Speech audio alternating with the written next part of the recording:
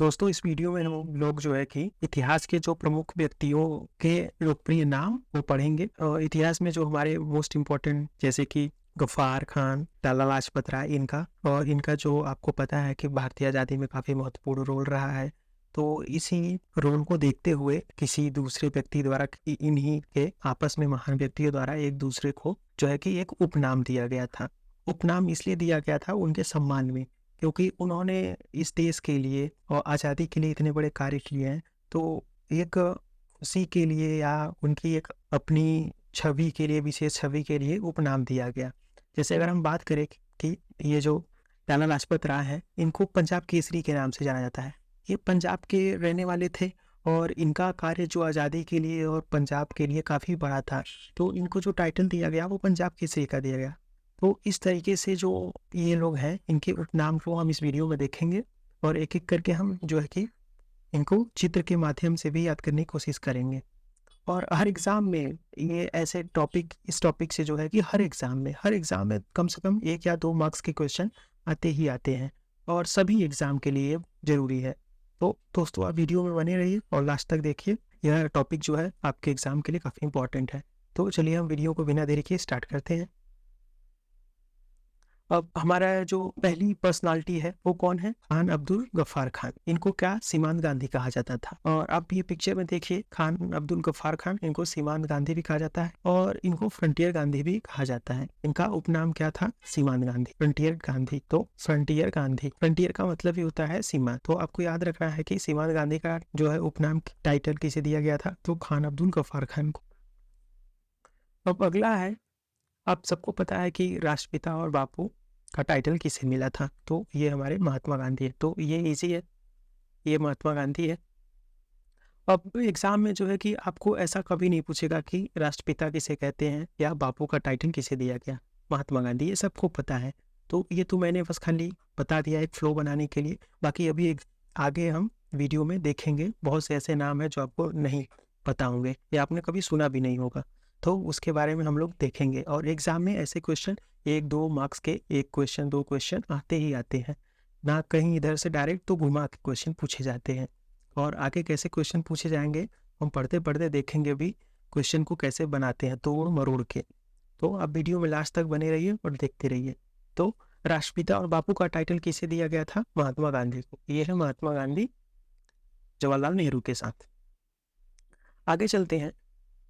अब देखिए, एग्जाम में अभी हाल ही में पीटी का एग्जाम हुआ।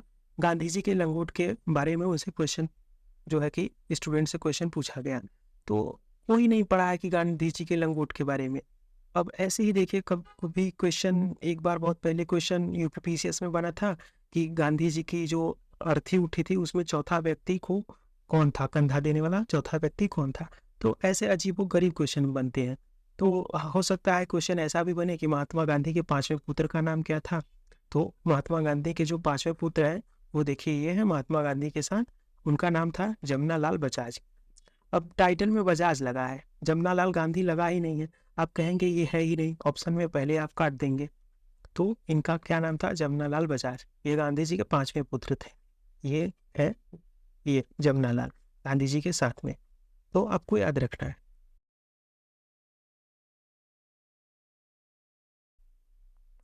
आगे चलते हैं। अब बापूजी का टाइटल किसे दिया गया था? वो जगजीवन राम को दिया गया था। ये है जगजीवन राम, ये इंदिरा गांधी है। इंदिरा गांधी की सरकार में, कांग्रेस के सरकार में ये कौन थे? डिफेंस मिनिस्टर थे, रक्षा मंत्री। तो उस टाइम ये रक्षा मंत्री थे। ये जगजीवन राम है। इनको जो टाइटल मिला था वो कौन है? बाबूजी का। आगे देखते हैं। अगला हमारा जो उपनाम है वो है अफ्रीका के ब्लैक गांधी। तो अफ्रीका के ब्लैक गांधी का टाइटल किसे दिया गया? वो कौन है? Martin Luther king junior. तो मार्टिन लूथर किंग जूनियर, ये है मार्टिन लूथर किंग। इनको क्या कहा गया? टाइटल दिया गया था ब्लैक गांधी का।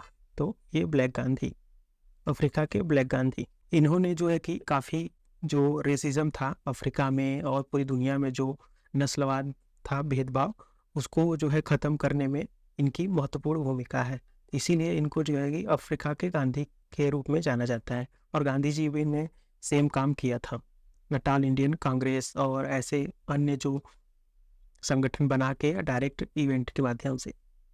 तो आपको याद रखना है।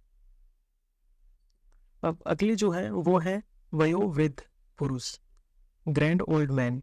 इनको किसको कहा जाता है? वयोवृद्ध पुरुष, ग्रैंड ओल्ड मैन। तो वो कौन है? दादा भाई नौरोजी। ये उनकी पिक्चर है दादा भाई नौरोजी की। और इनको जो है कि वयोवृद्ध पुरुष कहा जाता है। अब एग्जाम में जो है कि आजकल जो है कि बहुत अजीब हिंदी जो है भाषा का प्रयोग एग्जाम में किया जा रहा है। तो इनका वैसे तो ग्रैंड ओल्ड मैन कहा जाता है इंग्लिश में, अगर हिंदी में बोला गया तो वयोवृद्ध पुरुष। एग्जाम में आएगा तो आप कंफ्यूज हो जाएंगे, इसलिए वयोवृद्ध पुरुष भी आप याद रखिए। किसे कहा जाता है? दादा भाई नौरोजी को।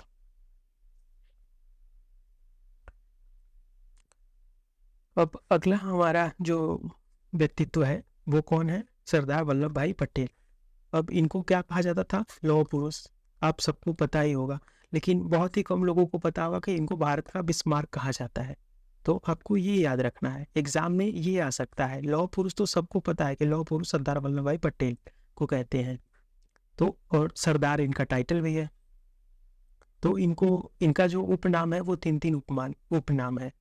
पहला है लौह पुरुष, दूसरा है भारत का बिस्मार्क जो कि आपको याद रखना है, तीसरा है सरदार। ये सारे नाम जो है वल्लभ भाई पटेल के हैं। ये है उनकी पिक्चर वल्लभ भाई पटेल जी की। आगे चलते हैं। अब विश्व कवि और गुरुदेव किसका उपनाम है? तो वो रविन्द्रनाथ टैगोर का है। ये है रविन्द्रनाथ टैगोर। इनको क्या कहा जाता है? विश्व कवि और गुरुदेव। और भारत में जो सबसे पहले नोबेल प्राप्त करने वाले व्यक्ति हैं वो कौन है? रविन्द्रनाथ टैगोर। तो आपको याद रखना है ऐसे। अगला उपनाम जो है वो शहीद आजम है। अब शहीद आजम उपनाम किसे दिया गया है? तो वो भगत सिंह को दिया गया है। अगर ये एग्जाम में टाइटल आ गया, उपनाम आ गया कि ये शहीद आजम किसका नाम है, तो रेयर ये है कि जो स्टूडेंट अगर नहीं पढ़ा है इस बात को कि शहीद आजम जो है भगत सिंह का उपनाम था, तो वो कभी भूल के भी अपने जीवन में कभी ये टिक नहीं लगाएगा कि ये भगत सिंह का उपनाम है। तो आपको याद रखना है कि शहीद आजम किसका नाम है? उपनाम भगत सिंह का। मोस्ट इंपॉर्टेंट है ये है भगत सिंह, जो कि बहुत कम ही उम्र में भारत की आज़ादी के लिए अपने जान को न्यौछावर कर दिए थे।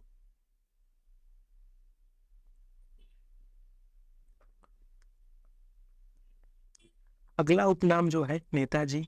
ये तो एक बच्चे बच्चे को भी पता है। किसका टाइटल है? सुभाष चंद्र बोस का। ये है सुभाष चंद्र बोस। ये है हमारे प्यारे बापूजी महात्मा गांधी। तो नेताजी टाइटल किसका नाम है? सुभाष चंद्र बोस का। अगला हमारा उपनाम है शांति पुरुष। अब शांति पुरुष किसका नाम है? देखिए, शांति पुरुष जो है लाल बहादुर शास्त्री का उपनाम है। इनका उपनाम जो है वो शांति पुरुष है। ये है लाल बहादुर शास्त्री। ये जो है भारत के पूर्व प्राइम मिनिस्टर भी रह चुके हैं।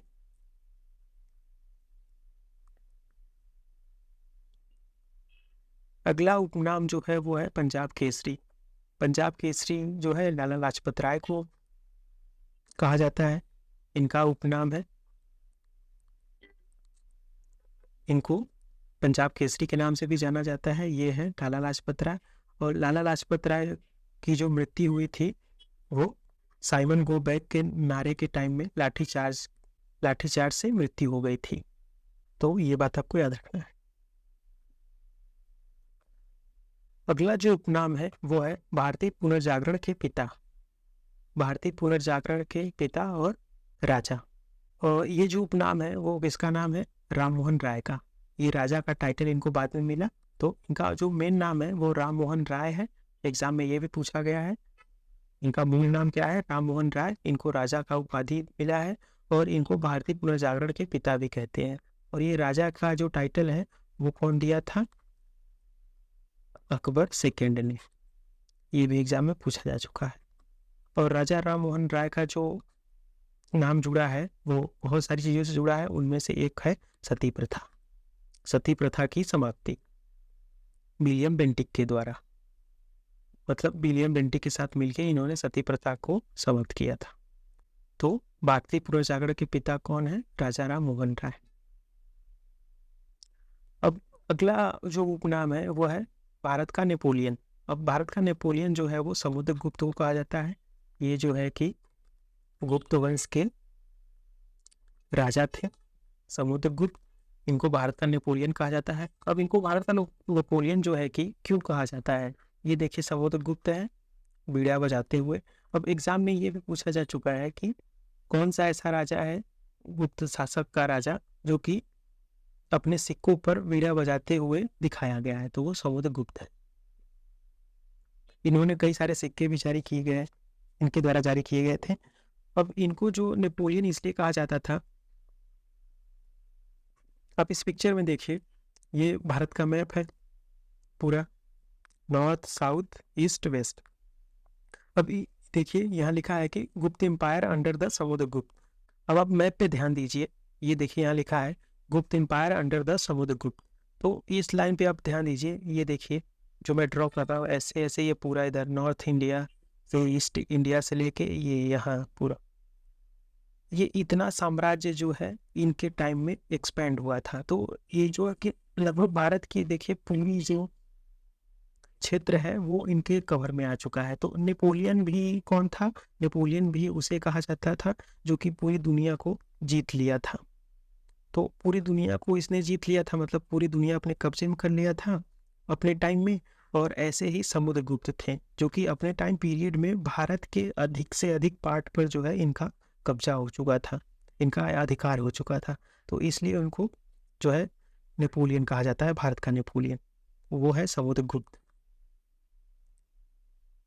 ये है समुद्रगुप्त, तो आपको याद रखना।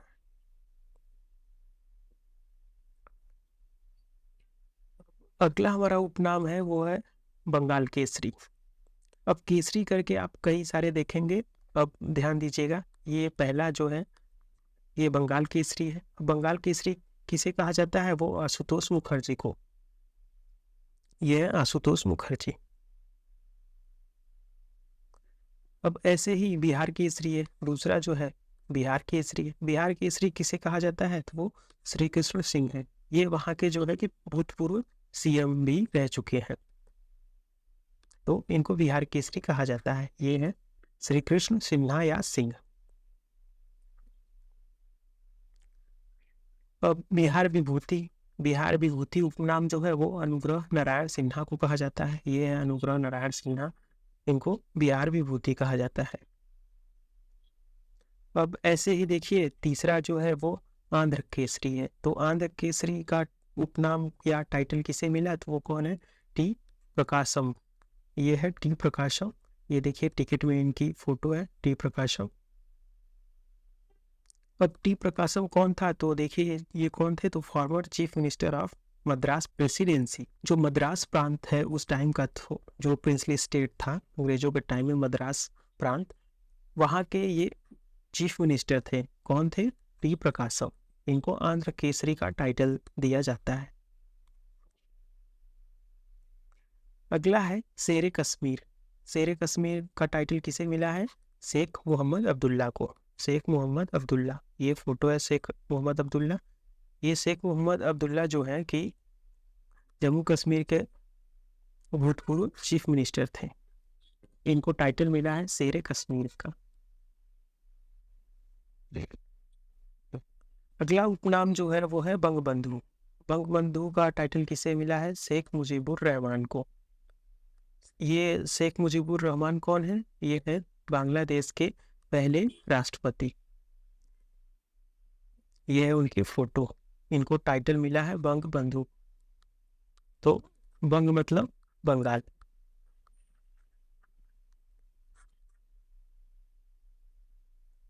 अगला है ऐसे बंगबंधु था, अब है देशबंधु। तो देशबंधु कौन है? तो वो चित्तरंजन दास है। ये है उनकी फोटो। इनको जो है कि शॉर्ट में सीआर दास भी कहा जाता है। तो अगर सीआर दास भी दिखे तो सेम नाम है, चित्तरंजन दास। चित्तरंजन दास ने ही जो कि स्वराज पार्टी की स्थापना की थी। स्वराज पार्टी। तो ये भी आपको याद रखना। अगला ऐसे ही अब हमारा दीन बंधु है। तो दीन बंधु का क्या मतलब है? मतलब फ्रेंड्स ऑफ द पुअर। दीन कौन होता है? दीन मतलब कि गरीब। तो दीन बंधु किसे कहा जाता है? सीएफ एंड्रूज को। ये एक अंग्रेज था, लेकिन इसका झुकाव जो है इंडिया के भले के लिए था। तो ये है सीएफ एंड्री। इनका पूरा नाम क्या है? देखिए यहाँ लिखा है दीन बंधु चार्ल्स फेयर एंड्रूज। तो ये है दीन बंधु। दीन मतलब कि गरीब। अब हम एक बार फिर से देखते हैं, बंग बंधु किसे कहा गया है? वो शेख मुजीबुर रहमान को। अब ऐसे ही देश बंधु सीआर दास को कहते हैं। अब ऐसे ही दीन बंधु सीएफ एंड्रूज को। तो आपको याद रखना है। अब अगला हमारा जो उपनाम है वो है लोकमान्य। लोकमान्य किसका उपनाम है? वो लोकमान्य बाल गंगाधर तिलक का। तो इनका उपनाम है लोकमान्य बाल गंगाधर तिलक। ये है तिलक की फोटो। तिलक ने आज़ादी के टाइम में जो संगठन स्टार्ट किया था उसका क्या नाम है? Home rule league. Home rule.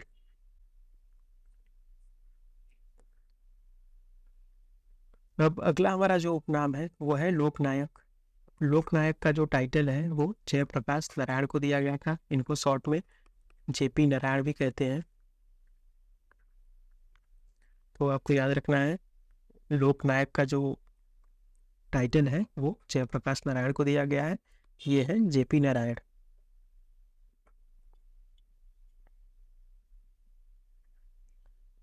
अगला हमारा टाइटल है जननायक।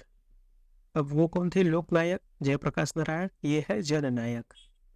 दोनों का मतलब आप देखिए, कंफ्यूज मत होइए, दोनों का मतलब एक ही होता है। लोक मतलब भी लोग होते हैं, जन मतलब भी लोग होते हैं।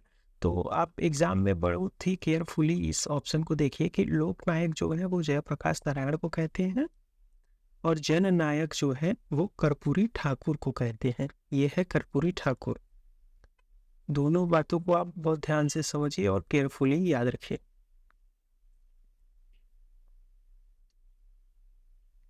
अगला हमारा उपनाम जो है वो है राजर्षि। राजर्षि किसे कहा जाता था? तो वो कौन है? पुरुषोत्तम दास टंडन। इनको जो है राजर्षि का टाइटल दिया गया है। और अपने उत्तर प्रदेश में जो है कि केवल एक ही जो है ओपन यूनिवर्सिटी है। वो कौन सी यूनिवर्सिटी है? राजर्षि पुरुषोत्तम दास टंडन। ये एकमात्र जो ओपन यूनिवर्सिटी है यूपी में, ओपन यूनिवर्सिटी, वो कौन है? राजर्षि पुरुषोत्तम दास टंडन यूनिवर्सिटी। तो ये भी आपको फैक्ट याद रखना है। ये है राजर्षि टंडन, पुरुषोत्तम दास टंडन। और ये इसका यूनिवर्सिटी का जो हेडक्वार्टर है वो इलाहाबाद में है, प्रयागराज में। अगला हमारा जो उपनाम है वो है राजा जी। अब राजा जी उपनाम जो है कि चक्रवर्ती राजा गोपालाचारी को दिया गया है। अब देखिए, आप यहाँ भी राजा आ रहा है, यहाँ भी, तो आप लिंक करके याद कर सकते हैं कि राजा जी का टाइटल चक्रवर्ती राजगोपालाचारी को मिला था। ये है राजगोपालाचारी। इनका शॉर्ट में जो नाम यूज होता है हिस्ट्री के बुक वगैरह में वो है सी राजगोपालाचारी। तो आपको ऐसे भी याद रखना है। अगला उपनाम जो है वो स्पैरो है। स्पैरो कौन था? ये चूंकि भारतीय थल सेना में एक मेजर थे। कौन है? जनरल राजेंद्र सिंह। तो इनको जो है कि भारतीय स्पैरो कहा जाता है। ये है राजेंद्र सिंह। अगला हमारा उपनाम है महामना। अब महामना का जो उपनाम दिया गया था वो मदन मोहन मालवीय को दिया गया था। मदन मोहन मालवीय। यह है मदन मोहन मालवीय। अब मदन मोहन मालवीय के बारे में अगर हम कुछ फैक्ट को याद करना चाहें या याद करना चाहें तो मदन मोहन मालवीय ने जो है कि उत्तर प्रदेश का जो यूनिवर्सिटी है बीएचयू, इसकी स्थापना मदन मोहन मालवीय ने की थी 1916 में। और इसका उद्घाटन जो है एग्जाम में पूछा जा चुका है कि बीएचयू का जो उद्घाटन है वो किसने किया था? तो ये गांधी ने किया था, महात्मा गांधी ने। और बीएचयू की स्थापना कौन किया था? वो मदन मोहन मालवीय ने। कब? 1916 में। आगे चलते हैं। अगला हमारा जो उपनाम है वो है मैन ऑफ डेस्टिनी। किसे कहा जाता है? नेपोलियन को, नेपोलियन बोनापार्ट को। यह है नेपोलियन। और भारत का नेपोलियन किसे कहा जाता है? वो समुद्रगुप्त को। तो आपको याद रखना है। अगला हमारा जो उपनाम है वो है कायदे आजम। कायदे आजम जो है कि मोहम्मद अली जिन्ना को कायदे आजम का उपनाम दिया गया है। ये है जिन्ना और ये है महात्मा गांधी। तो कायदे आजम जो है मोहम्मद अली जिन्ना को कहा जाता है। अब हम थोड़ा देखना चाहे तो एग्जाम में पूछा जा चुका है कि जो है कि पाकिस्तान का पहला जो है फर्स्ट जो प्राइम मिनिस्टर है वो कौन है? तो पाकिस्तान का जो पहला प्राइम मिनिस्टर है वो कौन है? लियाकत अली खान। और पाकिस्तान के जो पहले प्रेसिडेंट है वो कौन है? तो पाकिस्तान के जो पहले प्रेसिडेंट है वो कौन है? इस्कंदर अली मिर्जा। इस्कंदर अली मिर्जा ये पाकिस्तान के पहले प्रेसिडेंट है। आगे चलते हैं दोस्तों। अब अगला हमारा जो उपनाम है ये भी इम्पोर्टेंट है। अगला उपनाम जो है वो है देश रत्न और अजात शत्रु। यह दोनों नाम जो है कि राजेंद्र प्रसाद का है, डॉक्टर राजेंद्र प्रसाद। आपको देश रत्न तो पता होगा लेकिन इनको अजात शत्रु भी कहा जाता है राजेंद्र प्रसाद को, तो आपको ये बात याद रखना है। अजात शत्रु का उपनाम किसे दिया गया है? वह राजेंद्र प्रसाद है। और ये भारत के जो कि फर्स्ट प्रेसिडेंट है और संविधान सभा के पहले अध्यक्ष भी हैं।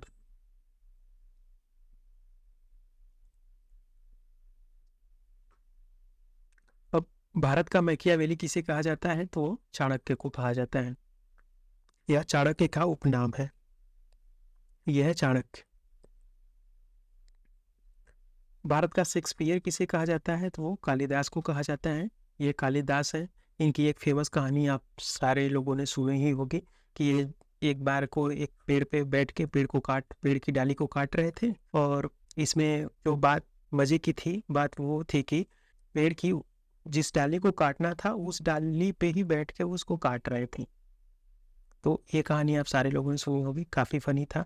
तो उस टाइम जो इनका रोल काफ़ी मूर्खता भरा था, लेकिन बाद में ये किसी जो है कि पंडित के शरण में आके ये बाद में एक बहुत बड़े जो है कि महाकवि बने। तो भारत का शेक्सपियर किसे कहा जाता है? वो है कालिदास। अब यूपीपीसीएस जो है कि आरओ में आपको पता होगा कि हिंदी का भी एक पेपर होता है, जीएस जो 2 होता है वो हिंदी का। उसमें जो है शुद्ध वाक्य भी पूछा जाता है, अशुद्धियाँ शुद्ध वाक्य। तो उसमें प्रीवियस क्वेश्चन एक बार पूछा गया कि जो कालिदास है, ऐसे कई सारे 4 ऑप्शन 1 2 3 4 करके लिखा गया, उसमें कालिदास भी लिखा गया कि इसमें जो चारों ऑप्शन में कौन सा कालिदास शुद्ध रूप से लिखा गया है। तो ऑप्शन में ऐसे था कालिदास और दूसरा ऑप्शन था ये कालिदास। तो ज़्यादातर लोगों ने जो है कि ये वाले कालिदास को कहा कि ये शुद्ध रूप से लिखा गया है, लेकिन कालिदास जो है ये वाले देखिए ऐसे ये वाली शुद्ध रूप से लिखा गया कालिदास। तो आपको एग्जाम में अगर आप कुछ पढ़ रहे हैं तो आपको जो है कि 360 डिग्री व्यू से आपको वो चीज़ें समझनी हो कि इसका उपयोग मैं कहाँ कहाँ कर सकता हूँ। तो पढ़ते टाइम आप ये भी ध्यान रखें। आगे चलते हैं। अब अगला हमारा है कहा रहा है कि भारतीय इतिहास के नृप निर्माता या तो किंग मेकर इसे कहा जाता है। तो वो सैयद ब्रदर को कहा जाता था। ये है सैयद ब्रदर। भारतीय इतिहास के नृप निर्माता कहा जाता था किसको? सैयद ब्रदर या उपनाम था। अब नृप का क्या मतलब है? नृप निर्माता मतलब तो हो गया मेकर। नृप मतलब, अब संस्कृत में आप तत्सम तद्भव पढ़ते होंगे या पर्यायवाची, तो नृप का क्या मतलब होता है? नृप का मतलब होता है राजा। तो यहाँ देखिए आपकी दोनों बातें क्लियर हो गई, आपको फैक्ट भी पता चल गया और नृप मतलब राजा होता है ये भी पता चल गया। तो सैयद बंधु। आगे चलते हैं। अगला हमारा उपनाम है युवा तुर्क। अब युवा तुर्क किसे कहा जाता था? तो चंद्रशेखर को। ये है चंद्रशेखर। चंद्रशेखर आपको पता होगा कि भारत के पूर्व प्रधानमंत्री रह चुके हैं। इनको युवा तुर्क का उपनाम दिया गया था। अगला हमारा जो उपनाम है वो है भारत का कोकिला। भारत कोकिला या भारतीय कोकिला किसे कहा जाता है, तो सरोजिनी नायडू को कहा जाता है। यह है सरोजिनी नायडू, इनको भारत का कोकिला कहा जाता है। ये जो है सरोजिनी नायडू जो है कि उत्तर प्रदेश की, अगर इनके बारे में फैक्ट की बात करें तो ये उत्तर प्रदेश की जो है कि प्रथम गवर्नर थी, प्रथम राज्यपाल। कौन थी? सरोजिनी नायडू। इनको क्या कहा जाता था? भारत कोकिला। अगला हमारा उपनाम है अब ऐसे ही स्वर कोकिला। तो स्वर कोकिला का उपनाम जो है लता मंगेशकर को दिया गया था। ये है लता मंगेशकर, ये इनकी बचपन की फोटोज है। अगला उपनाम है निर्मल हृदय। निर्मल हृदय का जो टाइटल है वो मदर टेरेसा को दिया गया था। ये मदर टेरेसा वैसे तो विदेशी महिला थी, लेकिन ये इंडिया में आके इंडिया की वेलफेयर के लिए, यहाँ के लोगों के वेलफेयर के लिए इन्होंने बहुत कार्य किया, तो इसलिए जो है कि इनको निर्मल हृदय का टाइटल दिया गया। और आपको पता होना चाहिए कि मदर टेरेसा को जो है कि भारत रत्न भी मिल चुका है। कौन से ईयर में? 1980 में इनको भारत रत्न भी मिल चुका है। और भारत की पहली महिला जिसको भारत रत्न मिला तो वो कौन है? प्रथम महिला वो इंदिरा गांधी है, इंदिरा गांधी। अगला हमारा टाइटल है तोता-ए हिंद। तोता-ए-हिंद का जो टाइटल है वो अमीर खुसरो को दिया गया था। अमीर खुसरो जो है कि ये एक कवि थे और इनको इसीलिए तोता-ए-हिंद कहा जाता है। अमीर खुसरो एग्जाम में पूछा जाता है बहुत कि ये किसके दरबारी कवि थे, तो ये जो है कि अलाउद्दीन खिलजी के दरबारी कवि थे। दोनों बातें आपको याद रखनी है, दरबारी कवि अलाउद्दीन खिलजी के थे, इनका उपनाम जो है तोता-ए-हिंद है। और एग्ज़ाम में पूछा जाता है कि जो अमीर खुसरो का बर्थ प्लेस है वो कहाँ पर है, तो अमीर खुसरो का जो बर्थ प्लेस है वो यूपी है। यूपी का जो कासगंज है, कासगंज, ये इनका बर्थ प्लेस है। तो आपको ये भी बात याद रखना है। कासगंज जो है या तो कासगंज लिखा रहेगा या तो एटा, दोनों जगह एक ही जगह है, आपको याद रखना है। एग्जाम में जो भी आए, एटा है, कासगंज आए, आपको लगा देना है। अब लास्ट हमारा उपनाम है, लास्ट हमारा जो उपनाम है वो है लाल बाल पाल। आपको इस जो है उपनाम से आप सारे लोग परिचित होंगे। लाल का मतलब हुआ लाल लाजपत राय, बाल का बाल गंगाधर तिलक और पाल का विपिन चंद्र पाल। तो ये है लाल बाल पाल, ये इनकी फोटो है, ये लाला लाजपत राय है, ये बाल गंगाधर तिलक है और ये विपिन चंद्र पाल है। ये सारे व्यक्ति जो थे गरम दल से संबंधित थे। गरम दल, आजादी के टाइम में दो ग्रुप थे, गरम दल और नरम दल। तो ये लोग जो थे ये गरम दल के सदस्य थे। तो दोस्तों आई होप कि आप लोगों को यह वीडियो पसंद आया होगा। तो दोस्तों अगर आपको यह वीडियो पसंद आया तो हमारे यूट्यूब चैनल को आप सब्सक्राइब कीजिए और वीडियो को लाइक कीजिए। तो प्लीज़ आप जो है कि चैनल को सब्सक्राइब कीजिए। Thank you.